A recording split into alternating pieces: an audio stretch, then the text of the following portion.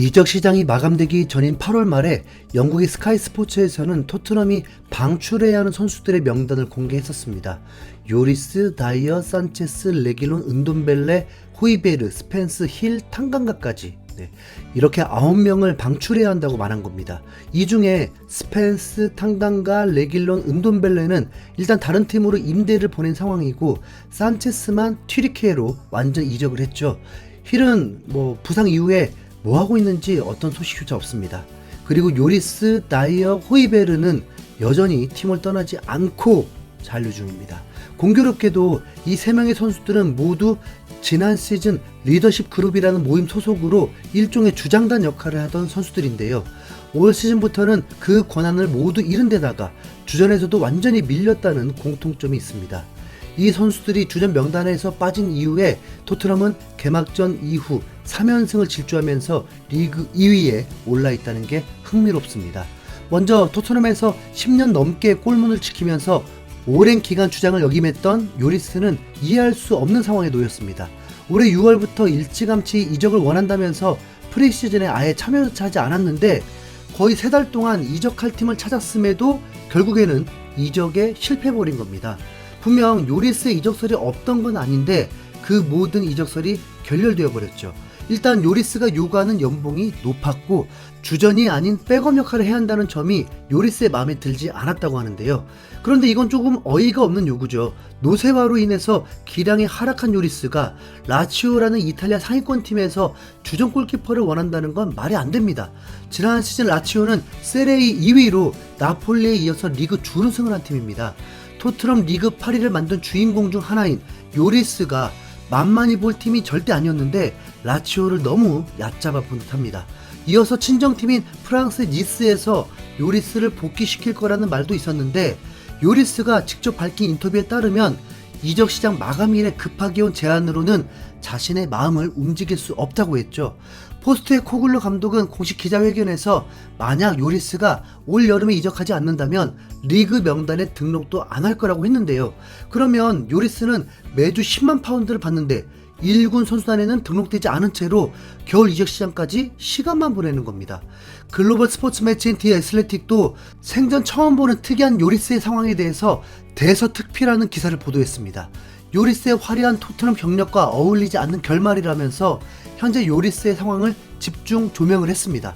남은 선수들 중에 가장 특이한 사례는 위고 요리스다. 그는 토트넘에서 훈련하고 1군에서 훈련하지만 경기는 나서지 못하고 있다.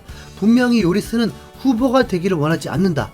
하지만 주급 10만 파운드를 지급하는 팀에 등록조차 안 됐다는 건 뭔가 잘못되었다라면서 떨어진 기량에도 여전히 주전을 원하는 요리스의 잘못된 눈높이에 의문을 제기했죠. 영국의 풋볼 인사이더에서는 토트넘이 아예 요리스와 계약 해지를 논의하고 있다는데 자녀 연봉을 위약금으로 지불한다고 하면 420만 파운드의 손해를 보게 되는 겁니다. 토트넘의 오랜 팬들 입장에서는 요리스가 그동안 수호신 역할을 해왔기에 현 상황을 최대한 이해해주려고 하고 있는데 그래도 요리스가 앞으로도 선수를 하고 싶다면 자기가 주전급이 아니라는 냉정한 사실을 이제 받아들여야 할 때가 아닌가 합니다. 그래야 인생의 다음 장으로 갈 수 있거든요. 그리고 다이어는 또 다른 문제입니다. 최근 영국의 텔레그래프에서 다이어가 레비 회장과 단독 면담을 했다고 하는데요. 포스테코글루 감독에 의해서 제외된 토트넘의 에릭 다이어가 다니엘 회장과 대화를 나눴다라면서 이 황당한 소식을 대서특필했습니다. 다이어가 레비와 무슨 대화를 나눴는지 그 자세한 내용이 공개되지는 않았지만 이 상황 자체가 매우 어이없죠. 기자들의 추측에 의하면 아마도 다이어가 자신의 미래에 대해서 얘기하면서 선수단에 관련된 얘기를 했을 거라는데 주장단도 아니고 주전도 아닌 다이어가 실력이 아니라 레비와의 대화를 통해서 출전 기회를 얻으려고 하지는 않았길 바랍니다. 그래도 현재 토트넘에서 두 번째 고참인데 설마 이런 방식으로 출전하려고 하진 않겠죠. 영국의 데일리 메일의 맷 발로 기자는 다이어가 토트넘에 남기를 원한다고 했는데 다이어는 클럽을 떠나고 싶어하지 않는 것 같다. 아직 계약이 1년 남았고 올여름 이적에 대한 관심이 전혀 없다라면서 아예 이적을 알아보지도 않았다고 밝혔습니다. 요리스와는 또 다른 방식으로 황당한데 로메로나 반더벤이 부상당하기를 기다리면서 그때 대체자로 경기에 나갈 생각일까요? 하지만 이 매체가 밝힌 내용에 따르면 그마저도 결코 쉬워 보이지 않습니다. 포스테코글루 감독은 기동력이 좋고 빠르게 복귀할 수 있는 수비수를 원한다는 점을 분명히 밝혔다. 이것은 다이어의 강점이 아니다라면서 엔지 감독이 원하는 센터백 유형에 다이어가 적합하지 않다고 평가한 겁니다. 그럼에도 불구하고 탕강가와 산체스가 모두 토트넘을 떠난 상황이기 때문에 혹시나 자신이 3순위라고 생각하고 로메로의 부상을 바라는 건 아니겠죠. 그렇다면 그 기대도 이미 박살났습니다. 축구 전문 매체인 풋볼 런던은 새롭게 영입한 수비수 유망주 애슐리 필립스가 앞으로 1군 훈련에 참여할 거라고 전했는데요. 이제 토트넘은 필립스를 21세 이하 팀이 아닌 1군 팀에서 훈련시킬 계획이다. 1월에 임대되지 않는다면 한 자리를 차지할 것이다 라면서 필립스가 1군에 확실히 합류했다고 했습니다. 실제로 지난 번리전 교체 명단을 보면 다이어는 없지만 필립스가 포함되어 있죠. 지금까지 이 모든 상황을 종합해 보자면 지난 시즌 토트넘을 이끌던 리더십 그룹의 요리스와 다이어 모두 주전 욕심을 놓지 못하고 이적을 거부하며 죽음만 받아가고 있다. 요리스는 10만 파운드, 다이어는 8만 파운드, 매주 18만 파운드, 하나로 3억씩 나가는데 이 선수들은 쓸 데가 없다는 뜻인데요. 최소 페리시치 주급이 매우 줄줄 새는 겁니다. 그냥 이 돈을 손흥민 주급에 얹어주는 게 토트넘 성적에는 훨씬 도움이 될 텐데요. 팀보다 개인을 우선시하는 이런 선수들이 소위 리더십 그룹이라고 뭉쳐 있었으니 선수단의 분위기가 이상했던 게 당연하죠. 손흥민이 팀의 새로운 주장이 되면서 갑자기 선수단이 화기애애진 것 역시 단순히 느낌이 아니라 분명한 근거가 있었습니다. 이렇게 주전 욕심을 부린 다이어는 잉글랜드 국가대표에서도 제외됐는데 어쩌면 매우 당연한 결과입니다.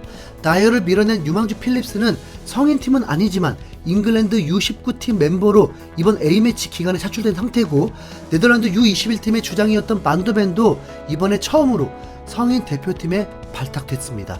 로메로는 당연히 주전이고 벤 데이비스조차 웨일즈 대표팀으로 합류한 상황이고요. 센터백 포지션을 소화할 수 있는 선수들은 다이어를 제외하고 모두 국가대표인데 왜 다이어만 이 현실을 제대로 파악 못할까요? 토트넘 신입생인 메디슨, 솔로몬, 비카리오도 모두 국가대표로 차출되어 훈련 중이고 호이베르, 비수마, 페리시, 히샬리송, 클루셉스키, 사르 모두 국가대표입니다. 심지어 가장 늦게 합류한 브레넌 존슨도 벤 데이비스와 함께 웨일즈 대표팀 소속으로 손흥민이 이끄는 한국과 맞붙을 예정이죠. 존슨과 손흥민의 첫 만남의 A매치라는 게 이 경기도 참 흥미로운 요소가 많은데 웨일즈 대표팀 감독이 불쾌한 얘기를 하는 바람에 좀 김이 센 상황입니다. 그래서 존슨, 벤 데이비스 모두 출전을 안 할지도 모른다는 추측들이 있더라고요. 그냥 확 발라버렸으면 좋겠습니다. 3대0 콜 이상 흰수염고래였습니다. 감사합니다.